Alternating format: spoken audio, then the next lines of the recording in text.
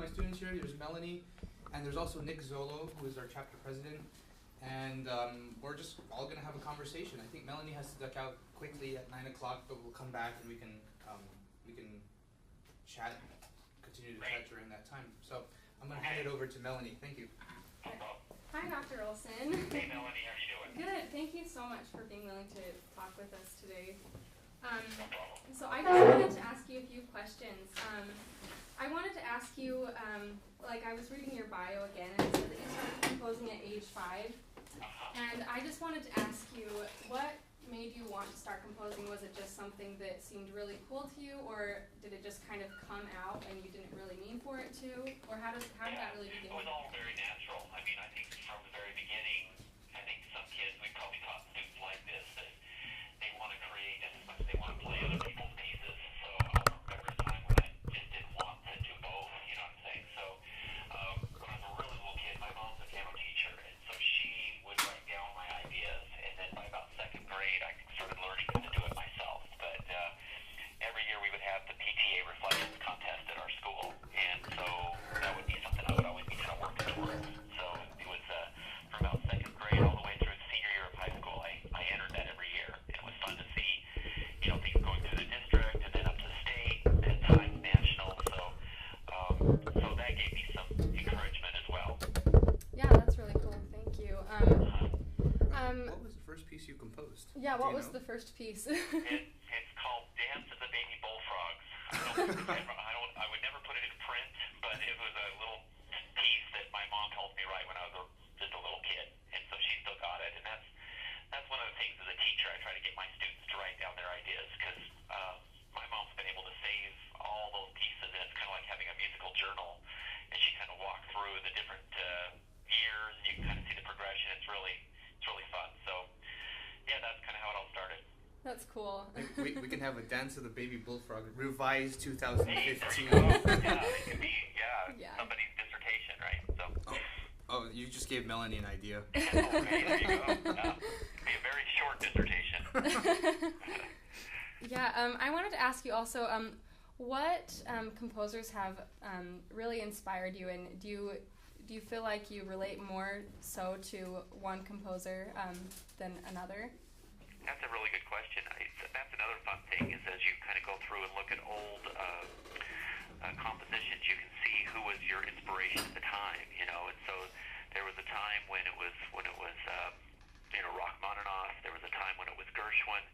There's I just feel like there's different phases. I went through a Ginastera phase. I served an LDS mission in Argentina and got real into Argentinian music, and so a lot of that mixed meter stuff you guys run into sometimes is Ginastera influence.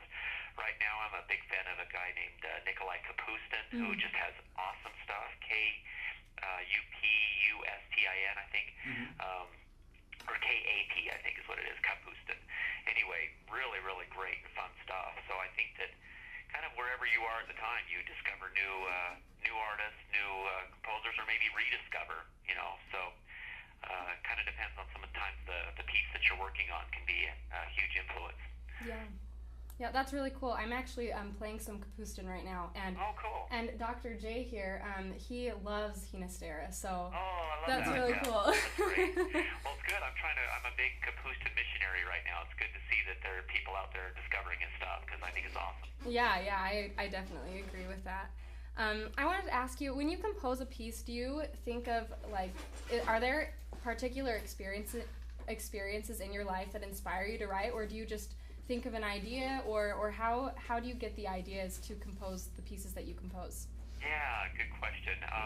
It all comes through improvisation, and usually, I think more and more lately, it's kind of come by necessity. In other words, deadlines, commissions, those kind of things. And so I wish I could say it was much more natural and the muses just speak, but I think your professor can understand is, our jobs are so busy, it's hard to find the time. So when there's we're coming up to spring break up here, or summer, to me that's prime time, and so I try to really churn things out then.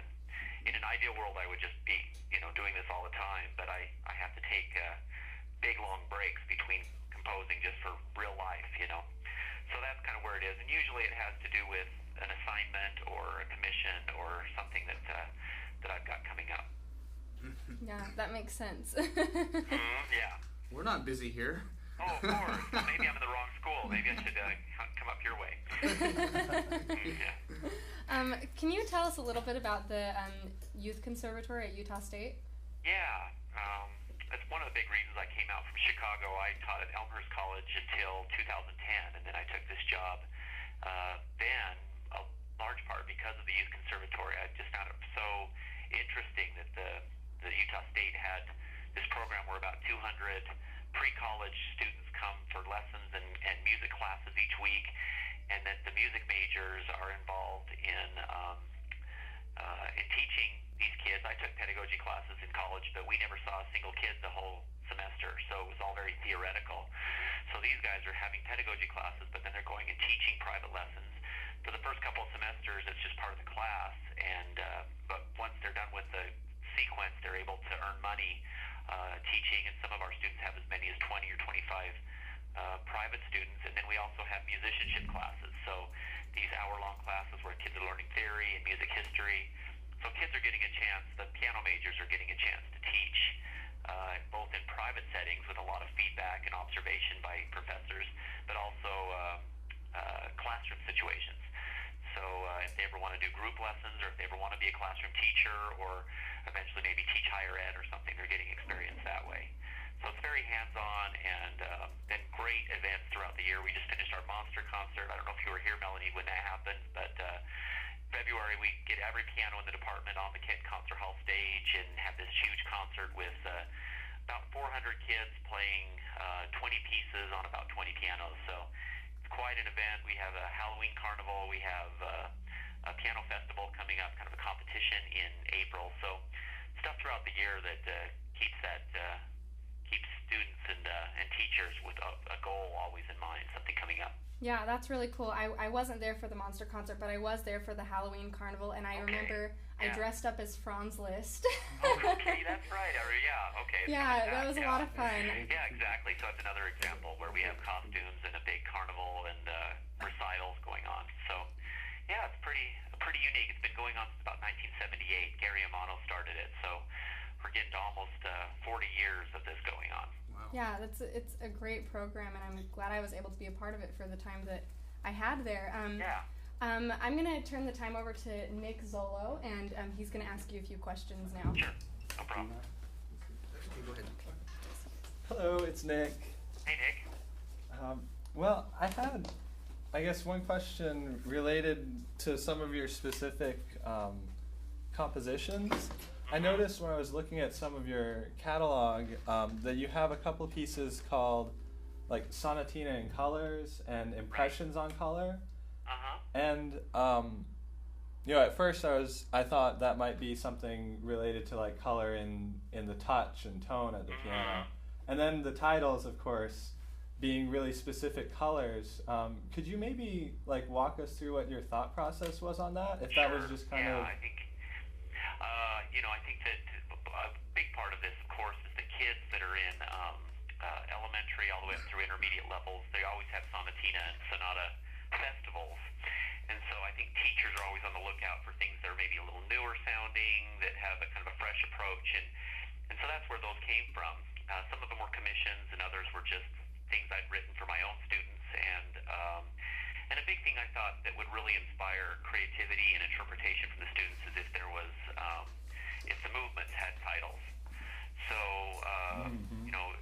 I think older students can put those kind of interpretations in a Mozart or a Beethoven sonata or something like that. But younger students sometimes need a little encouragement. So sometimes just having that title focus can help with motivation, but also give the students something tangible to imagine as they're kind of putting those things together. So, yeah, they've been really popular, and I think a lot of teachers like the more contemporary sounds, but also the approach of having, something more than just, allegro to work off of as far as any directions from the composer.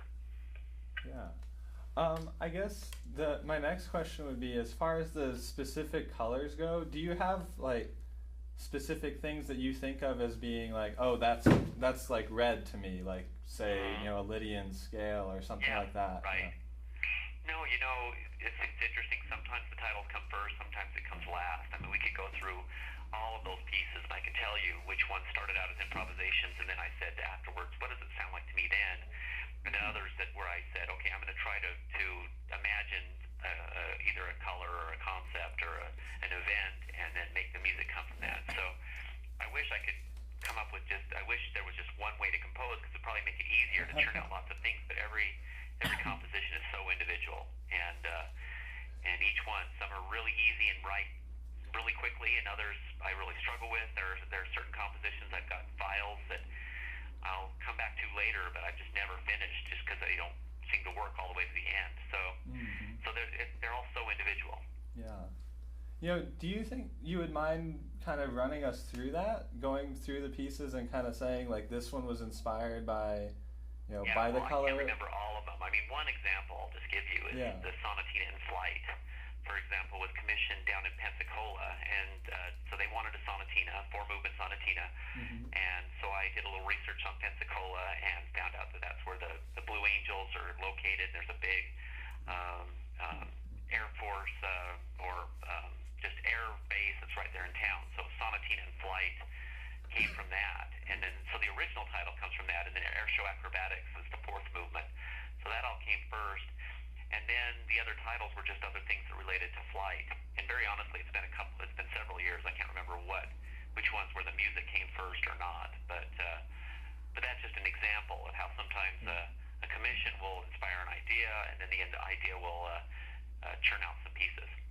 Yeah. One thing also related to the colors, one of our group was wondering if there was any time that you might be kind of motivated by synesthesia or things like that. Yeah, well, we've been doing I teach piano lit, and so we've talked about people like Scriabin and Messiaen and others that definitely saw color when they did it. For me, I don't have that.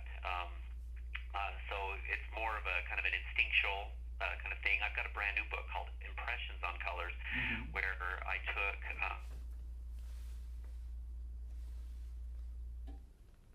that they've done research on that people related to different colors. And so the personalities like red had about 4 or 5 adjectives. Passionate was one of them. Can't remember exactly all the other ones, but those I used as kind of the inspiration for the improvisations. I would just sit and say, okay, what do those adjectives mean to me? And I would just kind of come up with something. So there was something a little more tangible. With Sonatina in Colors, there really wasn't anything. In fact, here's a story on that one. That one was originally titled Sonatina in A minor. It was just a very boring title with just 4 generic movements, and it was actually the publisher that said, how about changing this and maybe putting a color on each one? And I thought, hey, that's kind of a cool idea. So really on that one, the colors came last. It's just, I played it through and said, out of all the colors, what does that sound like most to me? So not quite as glamorous as synesthesia, but one of those that I think would really help, because I don't think students would have gotten as excited about Sonatina in A minor. That's true. Yeah. Well, Nick is doing some research about color-inspired music, and so that's why his questions are geared towards that specific. That makes sense, yeah. So this one isn't nearly as cool as Messiaen or Scriabin, for sure. We won't tell. Okay, thanks. Well, I'm not synesthetic myself, so I won't out you as a fraud. Okay, thanks. Yeah, it sounds like a really amazing, process to actually have literally colors going through your brain when you're hearing things, but I don't have it. Yeah. Yeah. So I have a question. A lot of your pieces are sort of jazz influenced, like you have In the Key of Jazz, which is kind of cool. Jazzed up classics and others. What's your relationship with jazz? And now you're going through a Kapustin stage, which is also very heavily jazz influenced. Right. You cut out for just a second. So you're just asking about the reasons for those jazz influences? Yes. I like your relationship with jazz. So for me, I know jazz was a big motivator. I was a 14, 15-year-old kid that was kind of so-so about piano and not really, too gung-ho, but I did join jazz band in my freshman year of high school. And all of a sudden, music just became really social, and I never had that, as a practicing alone, performing alone, and so I knew firsthand how motivational that was, especially to a teenager. So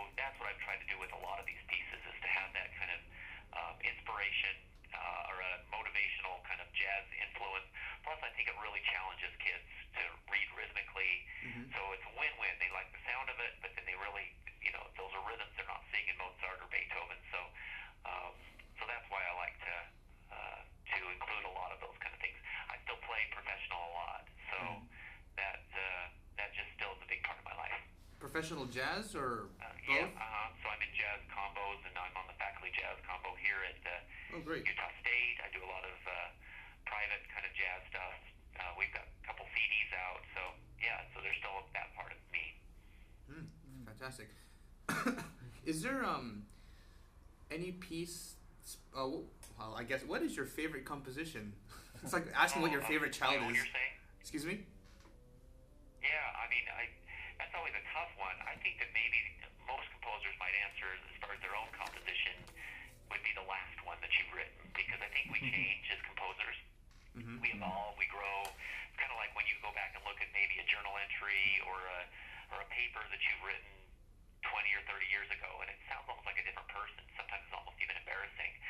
So with music, I think since we change so much, probably the last things you write are the ones you resonate with the most. And so my last book is that, Impressions on Color. Mm-hmm. I've got a few things I'm working on right now that I'm kind of excited about too. But that would probably be the answer for now. But it'll be something else when the next piece comes out. So what can we hear next from Kevin Olson? Or is that top I'm secret? working on a lot of solos right now. In fact, a collection of solos at a lot of different levels. So I'm doing that. I've got a book of hymn arrangements that I've been getting a lot of requests for, some real contemporary, interesting arrangements. So I've got some of those done. I've got another Simply Silly book out where I'm collaborating with a lyricist from Spokane, Washington, who does a lot of children's poetry. Mm-hmm. So there's a couple things. Spring break's next week, so I've got a lot of things on my to-do list. All right. And what is the most advanced piece you would say in your output? Did we lose him? Hello? All right. Yeah, I'll cut out again. Sorry, you're back. I don't know what's going on. It has cut out a couple of times. That's okay. We'll continue on. Hello? I'm here. Oh, okay. My question was, what is your most advanced piece in your output so far? Oh, yeah, good question. So I've got let's see. Impressions on a Theme by Beethoven was one that was hard to push through the publisher just because it was so difficult. They would much rather publish lots of easy things, so it's harder for me to do those. But sometimes as a favor, they'll do harder things. So Impressions on a Theme of Beethoven is a piano duo that's pretty difficult. I had a commission by MTNA. It's called Urban Legends. It's a piano trio that the publisher again did as a kind of goodwill. Mm-hmm. Most of the hardest things after that are probably early advanced or maybe late intermediate. Mm-hmm. And that was also a geared question because I have a personal project where I like to commission pedagogical composers to start writing for concert stage, and so I've got a piano sonata from Chris Norton a few years ago. Nice. And some other things this summer in Australia with some other composers down there who are traditionally pedagogical, but I asked them, let's see what you got, sort of a kind of thing. Okay, well, sign me up anytime. If you're a Hina Stera fan, I'll be all over that. Oh, all right. I might just have to take you up on that at some point. Nice. I'm gonna hand it back to Nick, and he has a couple. We're just gonna go back and forth. We have one more. Kristen is here, and if she thinks of anything, then she'll come on. Okay. Yeah. I guess I have a couple questions kind of going back to your background. You had said that you had done a lot of these these school-related things as a kid composing. But did you ever do any like formal composition training, or has it always kind of come through improvisation, like you said? Good question. Yeah, no, I've never had any. And so, in fact, my first even exposure to kind of the nuts and bolts of it all really was in college theory classes. My teacher taught me a little theory, but it was really in those theory classes that I really got excited about the rules I've been following, and I didn't know what they were. So really at that point, instead of kind of just randomly trying to figure out what a chord would be, I also had a little bit more process. It was really helpful for me to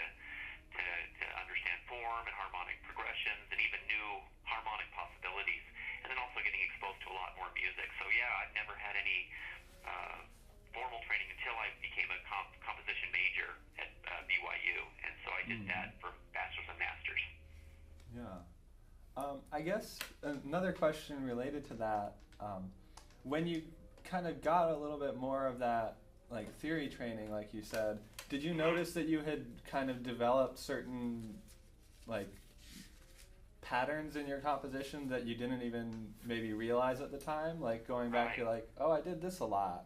Yeah, and that does help you kind of identify some trends and some of your comfort zones. So it also helps you push yourself out of those comfort zones because yeah, it's easy to kind of slip into familiar things. And one of the things that I don't like when people tell me is that I have a sound. I really don't want to have a sound. So my goal in every piece is that it becomes very different, individual, that I don't revert to things that are comfortable. So it's a challenge. You can't always do it, but that's something that those classes really help you with. But in a way, it might be like advantageous to have a sound to say, "Oh yeah, that's Kevin Olson." Or yeah, and I know some people really do that. I guess for me, I'm just really interested in always starting from scratch and not being able just to rely on formulas, you know. And so, you know, Brahms may have a sound, but he has so many different sounds that you can't really pinpoint. And that's the kind of those are the models that I like to follow, or people that really, yeah, there might be some characteristics, but they have such a wide variety of music that it doesn't get predictable. Well, that's kind of going into this next question is, like, you probably don't do it consciously, but do you see themes that are incorporated into your compositions, like threads? Like this is maybe something that I tend to, or you as a composer tend to gravitate towards. Yeah, well, mostly they have to do with, since I write pedagogically predominantly, sometimes those are just necessary threads. I mean, an ABA form just makes a lot of sense pedagogically. It makes sense dramatically. It's not the most innovative kind of form that you can use, but it works well when you're working with kids that, you know, when they can get to a certain measure number, they have a familiarity and it helps with memorization, patterns, things like that. So there might be some of those threads that are a little more functional than aesthetic. I think being able to explore more advanced things, you're able to push those boundaries a little bit. But those are probably the things I see, is trying to look for patterns, things that would maybe sound harder than they really are, ways that you can like that. ease and just allow the student to get a lot of mileage with a little bit of material. In other words, they don't have to learn a lot of it, but it can turn into a bigger piece. And those are the best kind of teaching pieces, in my opinion. So, I mean, on that note, then, are you inspired by other pedagogical composers? Do you listen? Do you know like much of other pedagogical composers' works, and do you draw from them? And oh, definitely. Yeah, I think there's definitely ones that I like more than others, and I think the ones that are real adventurous and do interesting things and sound sophisticated are. Oh no, you cut off. Biggest influence on the way I write. Can you can you go back a little bit? Of Win and Rossi. I think both of those to me are two composers that are really doing interesting things, but you can always teach them really easily. And what was the first one? Because you cut off for just a second. We got Win and Rossi and somebody else. Are you there? Yes, we're here. Okay. We didn't catch the first name. Oh, Robert Vandal. Oh, Robert Vandal. Yeah. Okay, gotcha. So Robert Vandal and Win and Rossi are two examples of composers I think who are doing really innovative but very teachable things. Awesome. Great. I think Kristen is going to come and just ask one or maybe a few questions. I'm not sure. Hi there. I just have a few questions for you. Sure. The first one is I'm a really big advocate for teaching composition. And I was wondering if you have any resources or advice for teaching composition in today's world. Oh, I'm a big, in fact, I just did a presentation for our local chapter on that last night. I have a 5-book series called Music by Me, which gets students from the very earliest ages all the way up through the advanced high school students composing. It has students work through improvisation and work it toward 7 different compositions in each book. So, but even if you don't use that curriculum, I'm definitely a big advocate of incorporating that and having students improvise at every lesson and take those best improvisations and write them down. That's very interesting. Thank you. My next question is, what piece or pieces would you like to have people remember you for, like your legacy that you leave Oh, behind? that's a really good question too. Don't know if I've written them yet. I mean, I think that they're, you always feel like you're growing. I don't know if there'd be any that at this point I would. I feel like I'm continuing to grow, and I would want to you know, I wouldn't want to stop now. I hope that I can continue to get better, and then maybe something down the road in the future would be that piece. Well, I guess what would you want your legacy to be then? Maybe not in terms of specific pieces, but in all. Like, if once we're all gone from this world, and you want people to say, you know, Kevin Olson, yeah, he was. Well, you know, the best part of what I do is getting letters from kids all over the country saying that they liked a certain piece, or that they were ready to quit piano, but this piece kept them in piano, and all those things. That's the legacy I want. Is that I was able somehow to keep kids motivated and excited about playing the piano. And if that's all it is, that's to me a success. I think if my pieces were able to do that with a couple of students, then I'll be happy. Great. That's really terrific. My last question, I'm a little bit of a river rat. I love fishing and I love rivers, and your collection, River Rhythms, I was wondering what inspired that? Oh, yeah, that's a good one. Yeah, mostly I'm trying to remember if that one came, I think that was written for a local chapter called the Salt River Music Chapter in Chicago. And so I kind of took that as a theme. One of the river movements is Salt River, which is close to where they were, but then there's all different rivers around the United States. So again, another one of those that started out as a commission and turned into a bigger one, and I get to travel a lot with my with these workshops and composition things I do, so I've been able to see lots of part of the United States. So that was the inspiration. All right, thank you very much. No problem. Do you have any pieces that has like just a fantastic backstory? I mean, you've given us a few already, but one maybe that you haven't given us that comes to mind? I'm sure I'll think of something once I hang up. I'm trying to think if there's any, you know, not really. I think most of them really have to do with particular assignments, and then and just often particular students. You know, if a student is working on or has a certain interest, maybe it is jazz, or maybe it's real lyrical, pretty things, or maybe it's even an image or a vacation spot they've been in. Those will often be inspirations. But I'm sure I'll think of something glamorous when I hang up, but I just can't think of anything right now. Well, you can always follow up with us by email, or Yes, maybe I will for sure. or at the national conference. We'll all be there. Okay, yeah, look for me. Yeah, I'll probably be at the FJH booth quite a bit. Awesome. We have maybe two more questions. I have one, and Nick has one. Do you have? You're good. Everyone's good. Okay. Kind of related to what we just finished talking about. Do you ever suffer from writer's block? And if so, how do you get around that as a composer? Yeah, that's a good question too. And I should say that I have to run off to a class in about 5 minutes, so I'll try to be really quick with all of these. That is something that happens quite a bit, and that's why I think improvisation is so important. When I get a writer's block, often all I need to do is start improvising in a different key or with a new style or something like that. So that's where versatility becomes important, because if you can only improvise in the key of C and you only know how to do lyrical, pretty arpeggios in the left hand, you can get writer's block. But as long as you're able to just jump to different keys and change your style, tempo, you can usually kind of overcome that pretty quickly. All right. Cool. I think the last question I'm going to ask is there anything that's not on your most recent bio that you want students and teachers to know? Yeah, you cut out the very beginning. Sorry. Okay. Is there anything that's not on your most recent bio that you'd want students and teachers to know? Okay. Yeah, I'm trying to think if there's anything that's been happening recently. Or something about yourself, like you like cats or something. I don't know. Okay. Yeah, well, I have 4 kids. I mean, so no pets, but kids are enough. I have an 18-year-old, a 16, an 11, and an 8, and so they're